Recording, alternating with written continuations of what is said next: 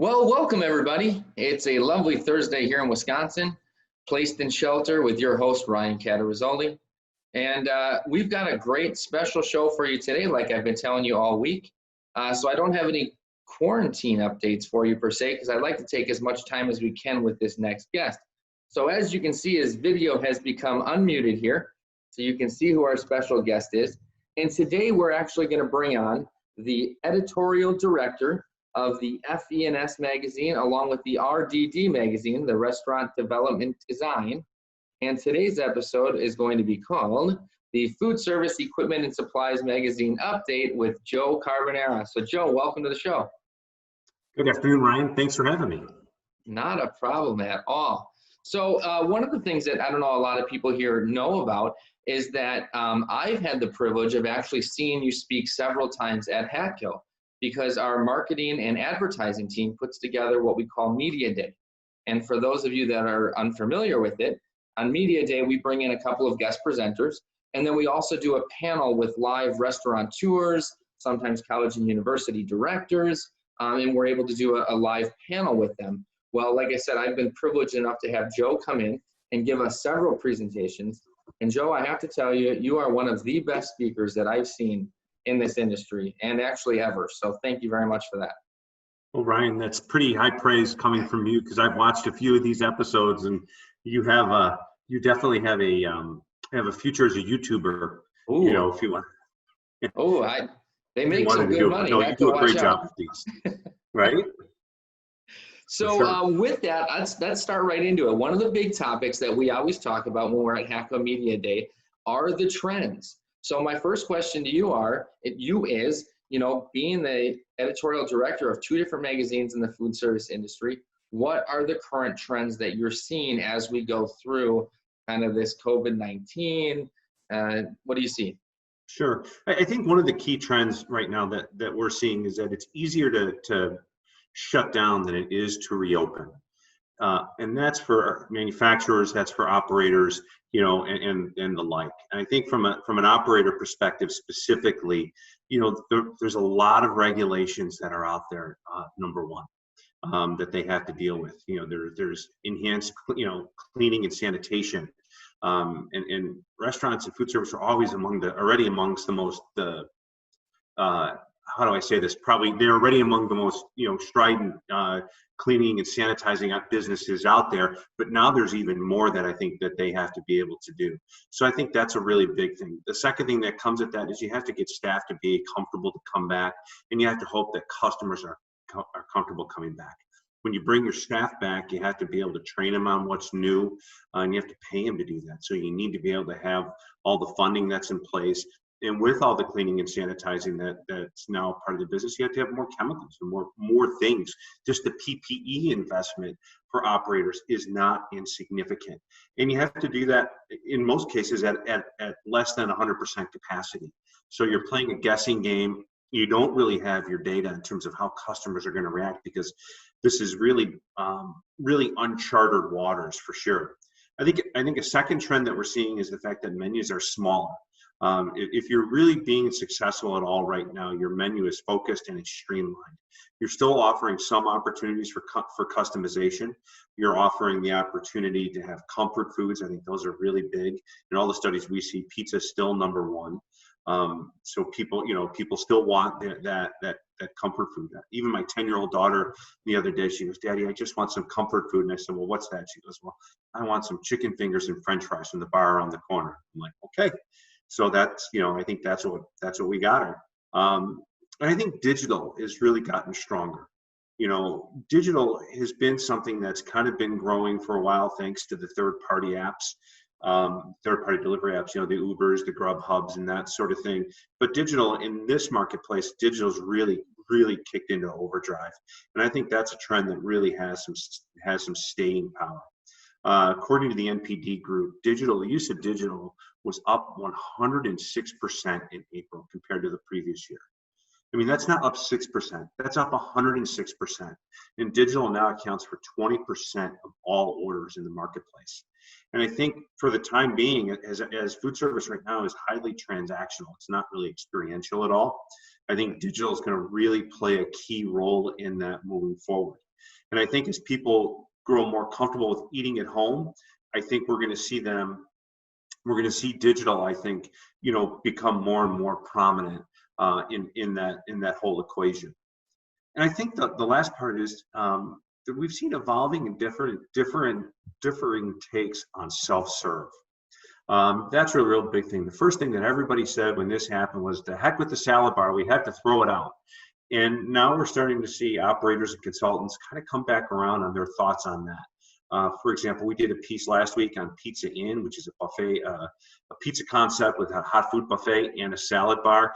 And they really thoughtfully went back and looked at ways to re-engage with the buffets that they have, whether it's through staff manning it, staff sanitizing it, table service or whatever. But it's such a center of the plate part of what they do that they couldn't just walk away from it. I think we're going to see a few more people do that. Maybe not right now, but over time. The other thing is, we've heard B&I say, I've heard a bunch of B&I operators say, the salad bar, we may not be using it right now. It may have to go into timeout for a little while, but it's going to come out of timeout eventually. So I think saying that that's it, the salad bar is done, I think is a little short-sighted in terms of thinking there. I think what you really need to be able to do is kind of take a look at how all self-serve options are going to evolve, because you've seen C-stores are putting people in charge of it now. They're putting staff around the coffee bar and the soda pop and all that sort of thing. So self-serve is a really big thing that people don't really know how to handle. Sure. I sure hope so, because I tell you what, I don't think any two people like the same salad. I like to have the egg crumbles and sunflower seeds on mine, and some people like the strawberries. And so I really hope we see a resurgence in the salad bar. Going through this, we're starting to see a lot of people struggle, obviously, but is there a segment that you see that maybe needs more help than other segments? I'm just kind of thinking ahead of where I can spend most of my time or try to help out even more. Well, each segment, I think all segments need help in their own way. I mean, they're all very unique. If you look at chains and independents, for example, one of the things that they need is they need consumer confidence to continue to improve and unemployment to continue to come down. Those segments the growth for those segments will come in as the economy starts to open up a little bit more. You'll start to see, with those specific segments, I think as people start moving around and they need the convenience that those places offer, I think that'll really help. As we become more confident in our ability to maybe not get really sick with the virus and so forth, people are going to start. We're social beings. We're going to want to turn back to these places to celebrate, special occasions or bring people together and so forth. And I think that's really one of the biggest ironies, or one of the biggest, I don't know if it's the right word, but the worst things about this whole situation is that the fact that after other catastrophic events in our history, you think about 9/11 or you think about the economic downturn of 2008, at least we're all able to gather around the table, share a pint, share a pizza, something like that to kind of ease the pain a little bit. Now we're doing it from 6 feet away or on Zoom calls with grandma. And it's just not the same. So I think people are going to really want that socialization component. Looking at colleges, college and university food service, I think, really faces a daunting set of challenges. There's a lot of uncertainty about, whether they're going to be able to reopen. I think that's number one. I think number two, social distancing requirements, which could even put fewer people on campus. Some have talked about only one person per dorm room or something like that. So I think that's a really big challenge there. It really affects the universe of people that they need to be able to feed. So I really need to take a look at that. And you got to remember, they refunded a lot of the spring dining platforms or the spring dining funds. So the universities are losing money hand over fist, and exactly what happens, I think, is really uncertain for them. Healthcare, specifically hospitals. You talk about a situation where we're praising the frontline workers, and rightfully so during times like this, but it's not uncommon for a hospital right now to be only 30% occupied, because we've scared through some of the fear and the concern that we've conveyed about the virus. We've scared everyone away. There aren't, elective procedures aren't being done. We hear the stories on the news every day about, the number of 911 calls are way down. And emergency room visits are down almost 50% for the year at this point because people are afraid to go. They're riding it out at home. As a result, there's a lot fewer people on campus. They have more people working from home. So the healthcare, namely hospitals, they're losing money, not by the millions, but by the billions right now. And their whole business model is kind of up for interpretation, I think, as they move forward. And if you look at the other part of healthcare, you look at continuing care or senior care, a lot of positive stuff happening there where they're doing their best to keep their residents safe, and they're probably the most at-risk population that we have. And I think that's a really positive thing. And they're getting great. They're doing a good job of feeding people safely, but their dynamics are way different from hospitals. So I guess the short of it is that everybody's rethinking everything that they do right now. Sure. Yeah, that's really interesting. I never even thought about that spring dining with the colleges and universities not having that funds coming in, and that's got to be painful for them. Yeah, their pain points right now they're significant, and they're trying to figure it out. I mean, we've heard that there's possibly some people have accelerated capital projects, others have hit pause, others are only moving forward with capital projects if they're contractually obligated to do so. So it's a little all over the place. Sure. Speaking about the recovery, everybody's talked about the different recovery shape that it's going to take, whether it's a U, whether it's a V. The latest one I heard is the swoosh. Knowing how quickly the food service area declined and how much we're all itching to get out and have a pint with each other, do you see us following the same swoosh trend line that they're talking about, or do you see it differently? Kind of what are your thoughts there? Based on what I see today and the data we've looked at over the past 3 or 4 weeks, I really think it's a swoosh. I think we're already starting to recover. It's a more gradual trend line. We hit a couple of weeks in April where we had, where we got some big gains back. But right now, you look at the transaction report that NPD puts out each week, and we're gaining 2 or 3% each week, and that's positive. That's good. We're gaining. We're unfortunately what we're doing is we're lessening our declines, but that's still growth in the positive direction. And I think that happens for a couple of different reasons. Number one, it's really regional. Where New York was way ahead of Chicago in terms of having to quarantine and shut down, and Seattle was even ahead of them. Other states Indiana, our neighbor to the east, they shut down after us, a couple of weeks after us, and are open well before us. So that the leadership, the elected leadership in those states are taking different approaches. And I'm not here to say which one is right or wrong. I'm just saying that just affects how you do it, how things are coming back. One of the things that we did see when they reopened dining rooms in Georgia and Texas and Tennessee, for example, while there wasn't a great rush to get into a lot of the dining rooms, we did see takeout go back up. Sales and takeout were increasing. They were probably 7 to 8 points better than they were in some of the other states who were still kind of in some form of a lockdown. So I think that it comes back to that whole conversation about consumer confidence, number one. I think number two, it's going to be a little bit more nuanced in terms of how you come back. Because I think the other thing is that, before all this happened, when you went from a county to county, from one county to another, they had different interpretations and different ways of enforcing health codes, sanitary codes, that sort of thing. This is really no different. The information that the CDC has set out is a little vague in some places. I've had more than one person kind of convey that to me, and it's up for interpretation. So it's getting operators comfortable with it, and then getting their staff comfortable with it, and then ultimately getting consumers comfortable with it. So I think we're going to see a gradual kind of climb. Particularly when you look at travel, and how much of that is going to be off for the year. Yeah. That's a real big thing, because that's a driver of restaurant use and food service growth across the board. So I think a slow but steadier climb. I think the one good news I've heard in all this is that in talking to the food service consultants, they still remain optimistic about their businesses.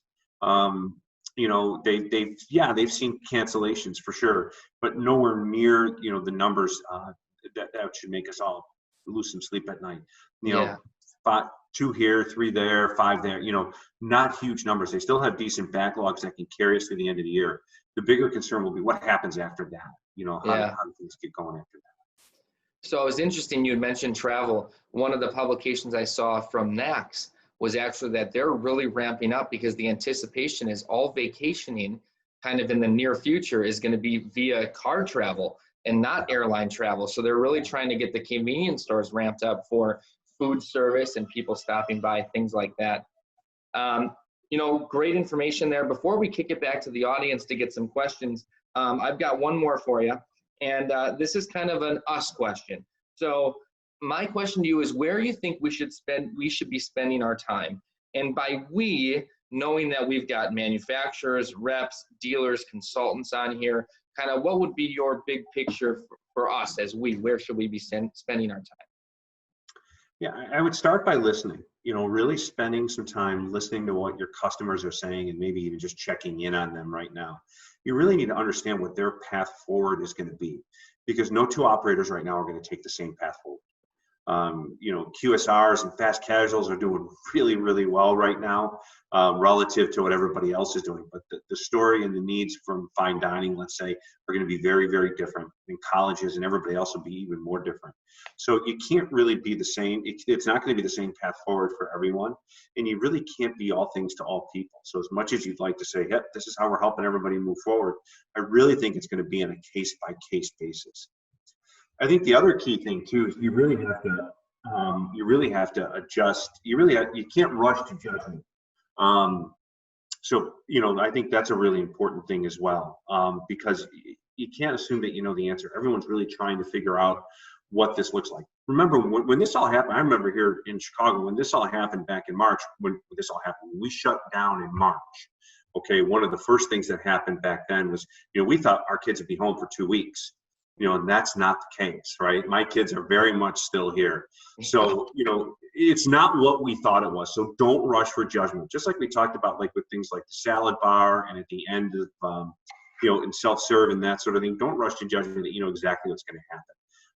Because I think you need to spend some time going through there. I think the solid fundamentals of being proactive, providing values on the customer's term, I think will really, really serve you well here, because you're really operating to an audience of one. Everyone's their own conditions, I think, are very different. Some businesses were really well funded and sat at great cash positions and they're doing okay. Others weren't. Even you look in the chain world, how they all have very, very different business models. So I think being a good listener, being proactive, and looking for unique opportunities to really become a resource for them. Don't be a me too. One of the things that we saw coming out of this was a real rush by manufacturers to add safety shields. Plexiglass that you can either bolt onto a counter, or that you can, or that you can put up like in a coffee shop, so I can slide. We can do the transaction through the little cubby hole and that sort of thing. And if I saw one of those, I saw a dozen of those press releases come across my desk in a matter of time. And that's great. Those are important. But look for some other unique opportunities. Don't just follow what everyone's doing. Look for a unique opportunity with your skill set where you can go in and have an impact. Perfect. That's all really valuable stuff. One of the things you mentioned when you talk about listening, it sounds so basic, but at the same time, so many people forget it. When we were, sorry, when we were my wife just turned on the music in my office, so Oh, I didn't even hear it. So when we were originally having a conversation about reopening and what we were going to do, everybody kind of all had an idea, but Dan Frigo actually said, he goes, I don't necessarily have what I'm going to do. I'm just going to be a better listener, and I'll be whatever you need me to be. If you want to talk about lockers today, I'll be your locker guy. If you want to talk about heated shelves, I'll be the heated shelf guy. I'll do whatever I can through listening. So a lot of great stuff there.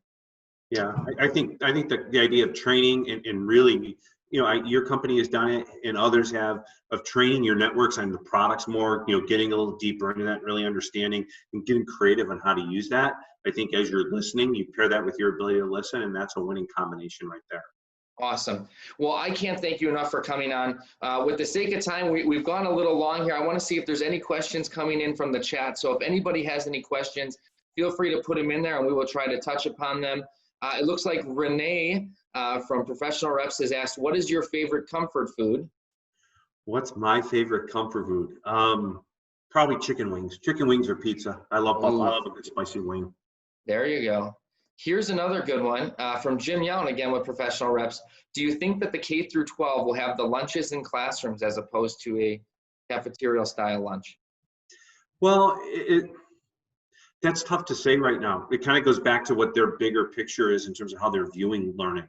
There's a lot of different things that we're hearing in the K through 12 segment about how maybe you'll be on campus 2 days a week, or maybe 3 days, or, maybe you'll be on one floor and you're not, someone else won't be. So a lot of it has to do with, number one, what is their philosophy about being on campus and how robust their remote learning program is. The second thing is what is their position on having people on campus? And each one is doing that so differently right now. We were on a call last night for my daughter. My daughter's going to be a freshman in high school this year, and we were on a call with her new school next year, and someone asked, are you going to be on campus, and how's that going to look? And they're like, we have no idea what's happening right now.